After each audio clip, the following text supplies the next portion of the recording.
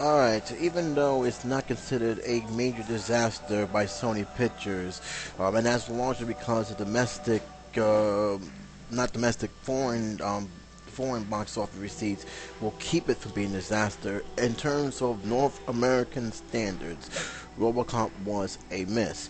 And now, a lot of people, including Hollywood itself, is actually looking at the policies that a lot of Hollywood movies are doing now, especially when it comes to the rating. Now, this is no secret. A lot of people, including myself, have said that the Hollywood has played the rating system as a marketing tool when it should never be a marketing tool to begin with. And Forbes magazine had put it in front and center. I'm gonna leave a link for you guys to take a look at it. But it's basically saying, heading to its third weekend in domestic box office, Sony Pictures Robocop remake has earned $45 million, with the domestic total that will likely earn over slides under 60 million as it starts to phase out the theaters. Now its overseas is not yet written, but they are projecting it may be $100 million overseas, and its mere $100 million budget will prevent it from being a disaster. But America is pretty much a mess. By virtue of coincidence and design, the biggest fault in terms of Robocop conception may as well have been the thing that Sony felt most comfortable about. By that means its PG-13 rating. Looking at both reception and the new Robocop demographic to who showed up to buy tickets, seemingly a logical choice would forego the R rating may have been a mistake. And this is something that, again, not just Sony, but Hollywood in general have this idea that no one will see an R-rated action film. They keep targeting, and this is going back to the 80s when the original RoboCop was made. For some reason, when they came out with RoboCop, it was meant to be a mature adult movie.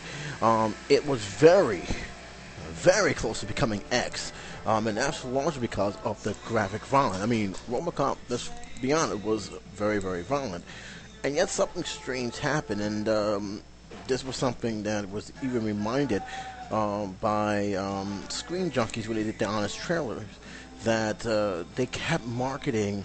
Their marketing strategy was pretty much geared towards children. When the fact is, if you brought your kids to see RoboCop, the way it was made, you was considered an unfit parent back then. This PG-13, this rating system, and I hope that Hollywood reconsidered this, because it's not just Sony, but seeing the Hollywood in general reconsider what the rating system is all about, and that is just a simple rating system, and not play into this, well, we want to get more people in.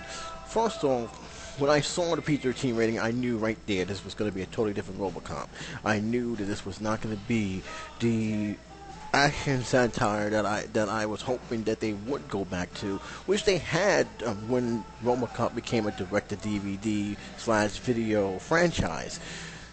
But again, it's just a mindset that they want to get everybody to see this movie, and sometimes when you get everybody to see the movie, you get no one. Again, they was obviously trying to cater to a young crowd, but I'm gonna be honest with you, they did this before, and it didn't work. The only thing why it didn't really go crazy is because we already had a PG-13 RoboCop, so it may be possible with this remake, keyword remake, it may actually draw people in. But it had to do a very hard-pressed marketing to do that. And from the trailers I've seen, it really hasn't drawn me to go see this movie. Now, here's the funny part. Rating-wise, it's not that bad. It's pretty mixed by the people. If you hear them, it's a mixed bag. It's not terrible, but it's not great. It's right in the middle, so it got mixed to fairly decent reviews. The problem is that when people saw the trailer, they immediately said, this is not the RoboCop I grew up for. Those were the fans of the original RoboCop, minus the sequels. And the kids who are growing up now don't care for RoboCop. So I just think they should have just catered more towards the young adults, because that's really what's supposed to be for the to begin with. I don't know why Hollywood felt the need to try and get everybody from a franchise that, to be all honest, was dead on arrival to begin with. But that's just my opinion. What's your guys' opinion? I'd like to hear what you got to say about this. I'll leave a link below so you guys can read the whole article in its entirety. But to me, to me, this is pretty much a prime example. The rating system clearly hurt them, not helped them. Until then, J77 saying take care, be safe. I'll talk to you soon.